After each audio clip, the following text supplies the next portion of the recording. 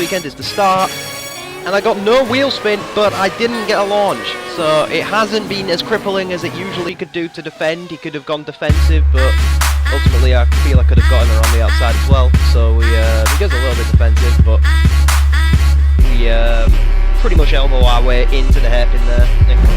Taps the outside, and it's very slippery out there. A lot more slippery than I was expecting it to be. The replay here, look, we just no grip whatsoever. It's like being in the absolute pouring rain on dry tyres. That really did take me by surprise. To carry on our merry little way towards P2, but he's in our slipstream. We go wide. He's now going to try to throw it right around the outside. He's locked up. We're maintaining the inside line. Can we keep him? He has gone around the outside of us, and now we're all over the back of him. We're going to try and get him into this spot where you never overtake, and we can't overtake because there is not enough room. And two, we're going to try and dive bomb him, and we have with. He's tried to cut him along, and that was the last lap. That's why this move was so aggressive. This was on the last lap, and I needed as many points as I could get.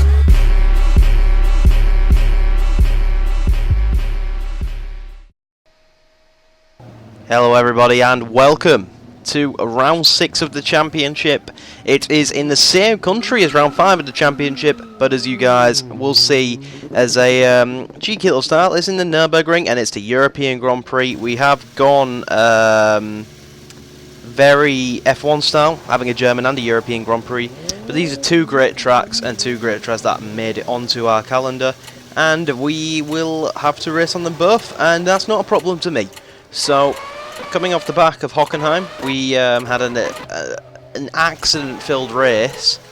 This is our championship rival. We're just watching on the monitors right now.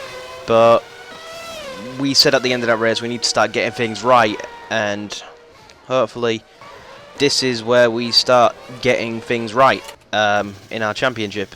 Because it's becoming critical. And in fact, Kranjux. So this is just over midway point now, and it's the perfect time to get it right, isn't it? And we're going to hope to do that, and we're going to go out into practice and get that, hopefully, that correct streak started. Sticking with the helmet can again, as I said, in Hockenheim. You know the reason for why that is. Not much happened in qualifying, other than these two little snippets I took out in slow motion of interesting moments that happened. But nothing really happened in practice, other than practice, really. But these are the two interesting snippets from that. And not an awful lot, obviously, to gab about. So, we're going to head off straight into qualifying.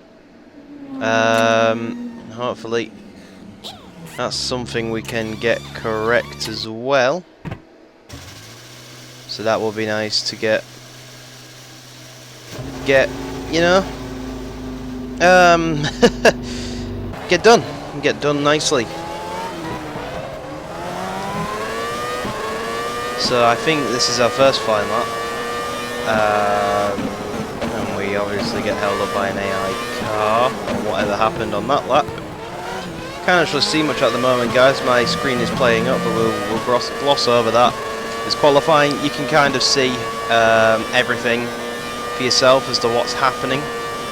Nothing too shattering, but anyway, here we are in the race. The important thing is we get to commentate over the race, but you saw what happened in qualifying. I do apologise for my lack of coverage, but you see we got pole position.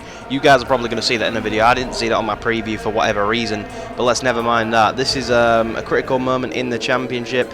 We need to get a good thing right, and Ron McTavish there not setting a time, even though he has a lot of pace. He is in like the fastest team on the grid, same team as Kranjux. But anyway, this is a thing we also need to get right. Let's try and get on the start. Let's not try lose 5 positions straight from the get-go.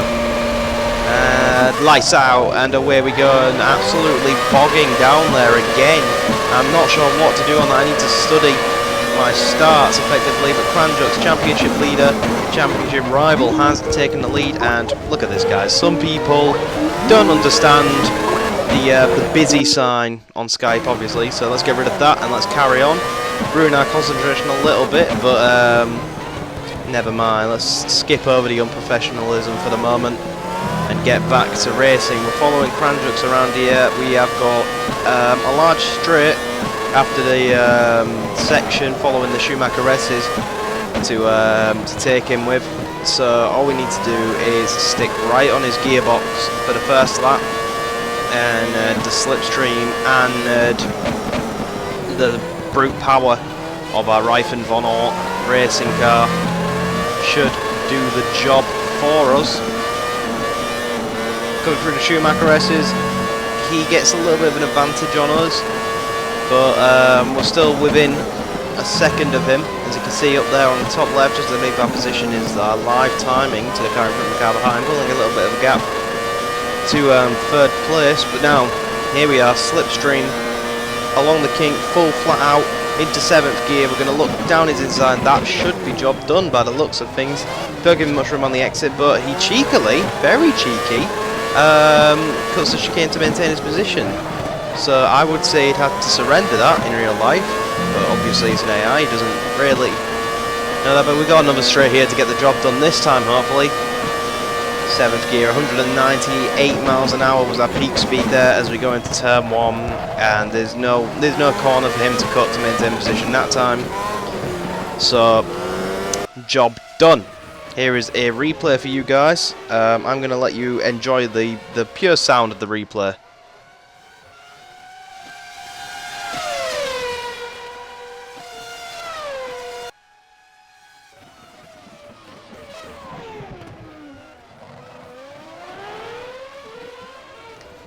The reason for that is there was not an awful lot to commentate. You saw what happened, but you'd be surprised. No mistakes until this point. We pulled away, and that was a little adventure we had off the track. You'll see a replay of that as well.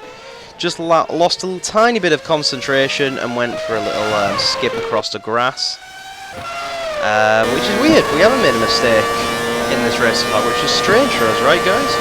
But anyway, now we get the call to box this lap, and that's exactly what we're going to do. Got a lovely gap. We've had a 2-second gap to the car behind, so that's lovely, and we can box in this lap as the gap seems to be dramatically increasing. So something's happened, I'm not sure what, but we have now pitted, come out at the end of our stop in 4th position. We'll skip across that because we don't really need to see our pit stop. It's just 20 seconds of waiting because there's no animation. But look up here, guys. Kranjuk, 20th position. Something has happened, and that is a championship defining point, guys, because he's going to score no points, and we're on course for a certain victory, as there's a car just stopped on the inside there. That's very dangerous, very safety car-like. Luckily there's no safety cars in this game, so that won't affect us, but still. Kranjuk has retired for whatever reason. We'll find out at the end of the race, and he's going to gain no points, and we're going to gain 10 points, which, as I've said, this race hasn't been that interesting.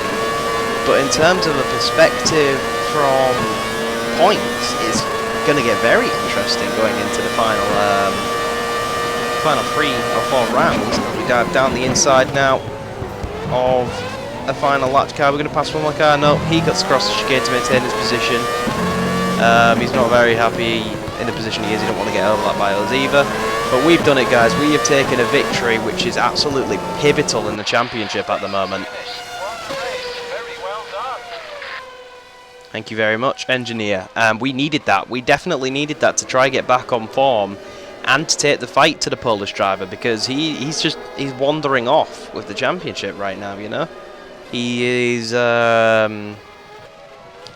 it's quite mad how he's wandering off. But now we've closed him in by 10 points, and the championship is well and truly alive right now. We are definitely back. We're back in it to win it, guys. And we've got, I think, 4 rounds after this to get the job done. We've got Macau, we've got Puebla, we've got Poznan, and our finale in France in Pau. And these are 4 races that we think are going to be strong at. But we've won it, guys. That's the main thing. Let's focus on today. Let's look at the points afterwards. But Ron McTavish storming from the back of the field to Scott to take a point, which is really great for him. Hein taking another strong result. Hardcastle equaling his best result of the season, I think. So well done to him. But most importantly, we took the win, and that's exactly what we needed right now. Definitely. So in a moment, we're going to take a look at try and find out what happened to Kranjux, because he should have played it. If that's due to fuel, he should have played it safe, and it is due to fuel. So I can't understand why Team KW didn't play it safe. They had quite a large championship win. They didn't need to win this race to maintain a healthy championship lead, but instead they took a risk for whatever reason, and they've screwed themselves, quite frankly. So, like I said, that is a lovely trophy there for us. It's a well-earned trophy for the Reif and Von Ort team. Here's your points then. We're right there, definitely right there. A few changes up and down the table, you can observe that for yourself, but from 4th onwards, look how close it is from 4th down. That's insanely close. So, yeah, that is our championship. With round 6 over with, we head into round 7 in one of the tightest tracks in the world, which is Macau. And that's going to be a lot of strain on ourselves and the car. But hopefully we can continue this victory streak there. Thank you ever so much for watching, guys, and I will see you in Macau.